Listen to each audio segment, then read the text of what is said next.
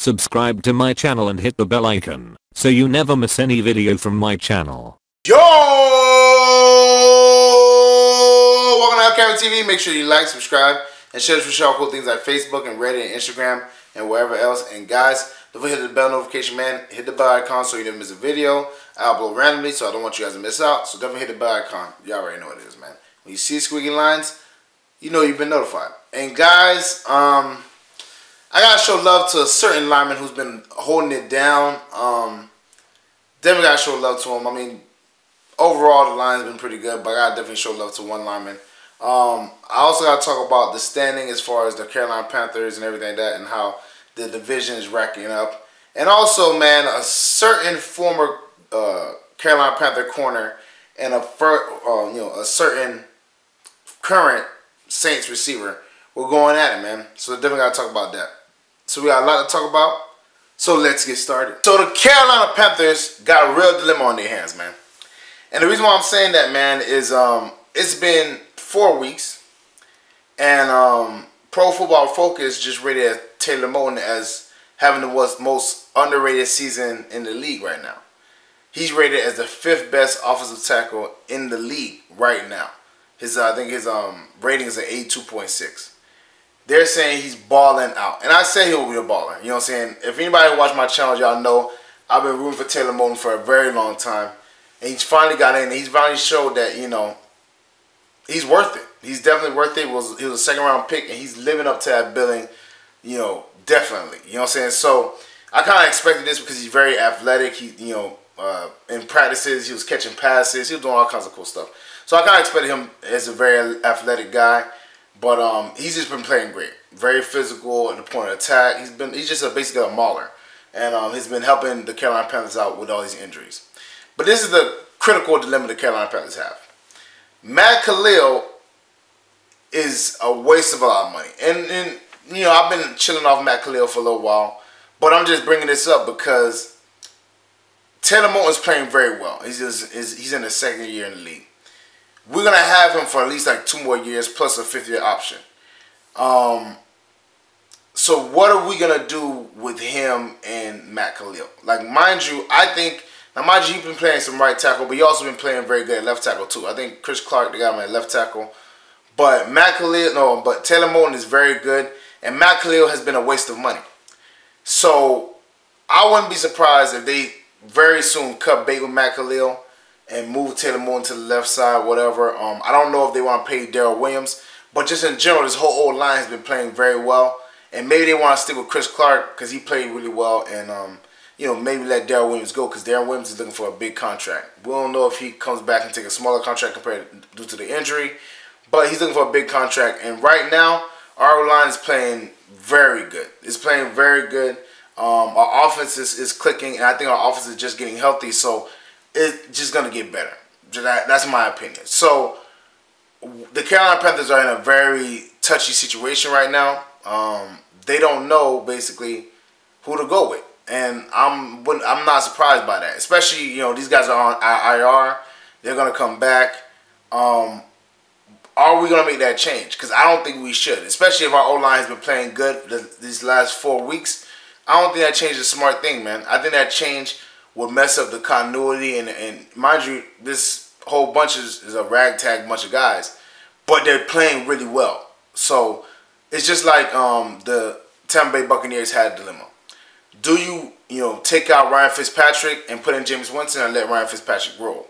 They let Ryan Fitzpatrick roll until he started really messing up, throwing picks. He had a horrible game, and they finally put Jameis Winston in because he started playing bad. Well, our O-line has not been playing bad. Our O-line, actually, as far as Taylor Moton goes, they said, you know, him playing offensive tackle, he allowed 3 pressures and 0 sacks. He's been playing great.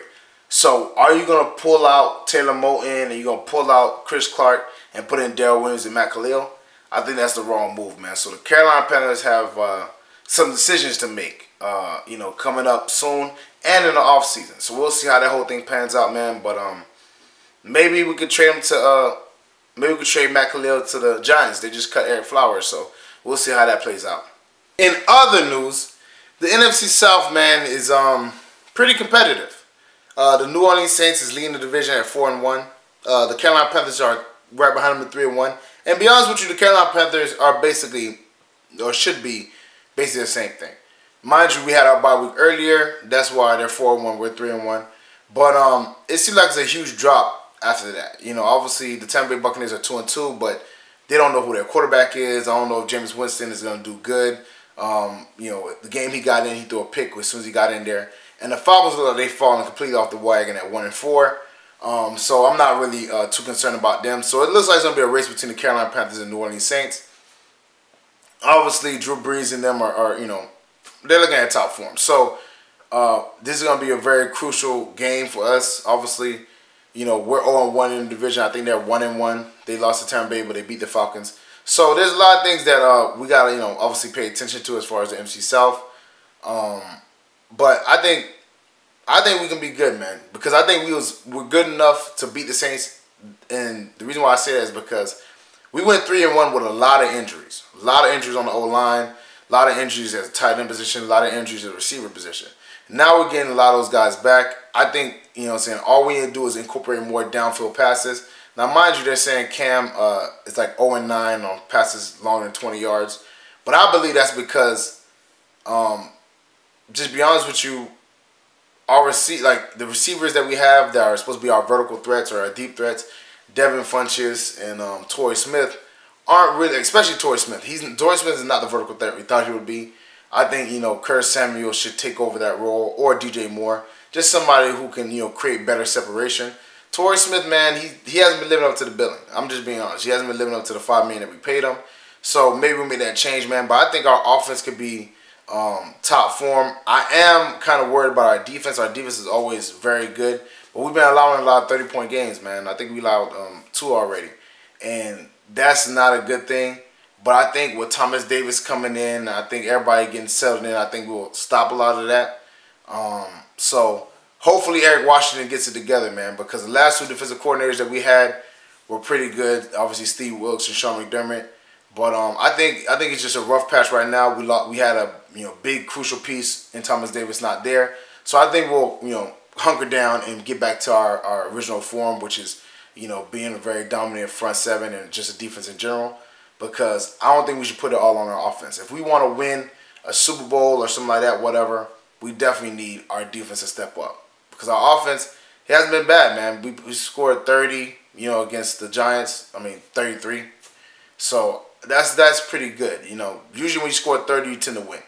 So we allowed 31 points though. So hopefully the defense hunkers down. Eric Washington definitely needs to step up.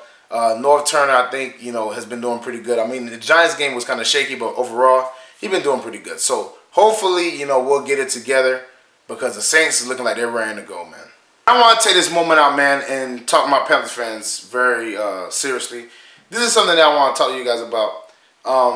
Just because we're talking about the Saints and the Saints just played the Redskins recently. So Josh Norman and Michael Thomas had a back and forth. They was going back and forth with each other. Obviously, Michael Thomas was saying, how he made Jay Gruden take Josh Norman off the field, and Josh Norman like, hey man, you trash. All this blah, blah, blah, right? I'm just saying, and this is how I feel, man. Be careful what you wish for. Be careful what you wish for. Be careful what you say, because it might bite you in the butt in this situation, right?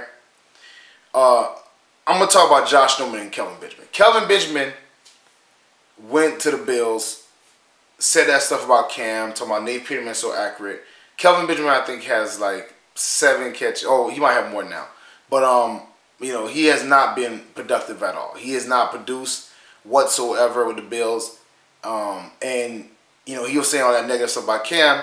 And now we're looking at him. His season is looking horrible. It's looking horrendous. You know what I'm saying? As Josh Norman goes, Josh Norman wanted to get paid. And I can't be mad at a man for wanting to get paid. Can't be mad at him. But, you do got to understand that, Josh Norman was saying, everybody was saying Josh Norman before was a system cornerback. He was like, I'm not a system cornerback. And I don't think he is. But you got to attribute, that you had a very good front seven and some good corners with you that helped you have a great season. Because, for instance, this situation, obviously Michael Thomas was talking trash to Josh Norman and Josh Norman got pulled off the field. They showed the stats of Josh Norman, the last 4 games in the season, right? Targeting Josh Norman, They targeted him 16 times, and they completed 12 times. That's just receivers in general. For 3 touchdowns, 0 interceptions, and 156.3 passer rating. They've been completing passes all over Josh Norman. And I don't think it's Josh Norman's fault. I think that they're forcing him to cover for so long that people are getting open. And that happens because you don't have pass rush, you don't have pressure, you don't have, you know, someone to get after the quarterback. And because of that, you got to cover for a long time and people are getting open. Josh Norman got his money, and I respect that. I understand that you got to get your money. But sometimes the grass is not always greener. Sometimes it's not as easy as it was where you was at. You know what I'm saying? And that's why, and I think that's why a lot of people come back to the Panthers, because they go out and they see that maybe it doesn't translate or whatever, or maybe it's not as good. Like the culture is not as good, or you know the coaching is not as good, or they don't value them as much. You know what I mean? That happened with Ted Ginn. Ted Ginn was on the Panthers. He left. He went to San Francisco. He went to Arizona. Both places didn't really value him like that. He came back to Carolina and had a very good season. Captain Munnerman, he left, went to Vikings, was there for a little while, and came back to Carolina because he loves Carolina. And it's just, obviously Julius Peppers left and came back. And not to say Julius Peppers was still dominant. I'm not saying Julius Peppers was dominant, but it's something about the Carolina Panthers culture. It's something about the way we run things. Something about Ron Rivera. The system's really good. The way we do things is really good. And sometimes players, Kelvin Benjamin, I know it wasn't a choice, but it was a choice for him to badmouth Cam. And now, look how his season's turned out. Josh Norman, it was a choice, but, obviously he wanted his money. I can respect that. But you got to understand that it was helpful to have a linebacker like Luke Kuechly, or a linebacker like Thomas Davis, or a D-line like that, man. And you know what I'm saying? And Josh Norman, I think he's understanding that, he's seeing that. And maybe he might want to come back to the Panthers, man. But I just want people to understand that, man, the grass is not always greener, and things ain't always greater wherever you go. You know what I'm saying? And I understand money, you know what I'm saying, but I think it was like a $2 million difference compared to what we was. I think we'll try to give him $12 million, and he got like maybe $14, $15 million. So it's like a $3 million difference. Now, that $3 million difference is going to hinder you as far as your production, because you don't have the same, and you know what I'm saying, you don't have the same front seven, you don't have the same, tools that you had in Carolina. So I just want to say, man, I love my Panthers, man, and I know what kind of good culture, I know the type of team we are, and players, don't take for granted what the Carolina Panthers can do for you. Don't take compare, because we're a very good team, and it's always, and I want y'all to think about that just in general. You know what I'm saying? Don't always think just because they pay you more money, or you're in another situation, that you should badmouth your previous situation, because you don't know how things are going to turn out. And I think Josh Norman and Kelvin Benjamin are both seeing that. And, Kelvin, I don't think he's going to come back to Carolina. I think he kind of burned that bridge. But Josh Norman, I think he might still be able to, man. And maybe come, and get back to his Pro Bowl level, man. But for now, he's on the Redskins. Michael Thomas and him are going back and forth. And Josh Norman's not looking like the shutdown corner that he was, man. I think he has like 0 pass defenses. I don't think he has any interceptions. So he definitely is not looking like the Josh Norman of 2015. So, well, that's it for me, guys. Make sure you like, subscribe, and share with y'all cool things like Facebook and Reddit and Instagram and wherever else. And guys, definitely hit the bell notification, man. Hit the bell icon so you never miss a video. I upload randomly, so I don't want you guys to miss out. Definitely hit the bell icon, man, so you don't miss a video. You already know what it is. When you see a squiggling lines, you know you have been notified. And guys, get in the comment section, man. How do you feel about what I said about Josh Norman and Kelvin Benjamin? I want this to be a dialogue. Me personally, man, I like both of those players at one time. And I like both of them. I still like Josh Norman. I think Josh Norman is a good guy. But what Kelvin Benjamin did, talking trash about Cam was uncalled for. I didn't, agree with it. But Josh Norman was a stand-up guy. But, I feel like, they kind of might be regretting their decision. Well, Kelvin Benjamin wasn't really a decision. He got traded. But Josh Norman, he might be regretting his decision, man, because he's not having the production he had in Carolina. And, yeah, $2 or $3 million is still a lot of money. I'm not going to lie. But sometimes it's worth taking a little bit less for your happiness, man. So let me know how y'all feel about that. Get in the comment section. Check out the LCameraTV apparel, shirts, hats, mugs, all types of cool stuff. That link's in the description below. Check out the Patreon page. That link is also in the description below. You know what I'm saying? Exclusive content, shout-outs, blooper reels, all kinds of cool stuff. Check that out. You know what I'm saying? Support the channel, support me. You already know what it is. Check out my dog Renan Esteim's video. His video is going to be at the very end of mine in the end screen. Very funny dude, very talented. I think you guys really like his stuff. Keep that trigger effect going. You already know what it is. Shares with all your Panther fans, anybody football fans, anybody Saints fans, anybody Redskins fans. Shares with everybody, man. Let them know Panther Nation is rocking with LCameraTV and LCameraTV is rocking with Panther Nation. Thank y'all for all the support. Thank y'all for everything y'all do, man. Y'all, you know what I'm saying? Y'all stay showing love. Y'all stay getting in my comment section. Y'all stay showing love, man. Thank y'all for everything y'all do, man. I want to live stream again for y'all, man, because it'd be a turn up, man. Every Sunday we be turning up, man. And it's like, you know, it just be fun talking to you guys, man. So definitely, I'm thinking about doing that again, man. So be on the lookout for that. And thank y'all for always tuning in. And I'll see y'all next time.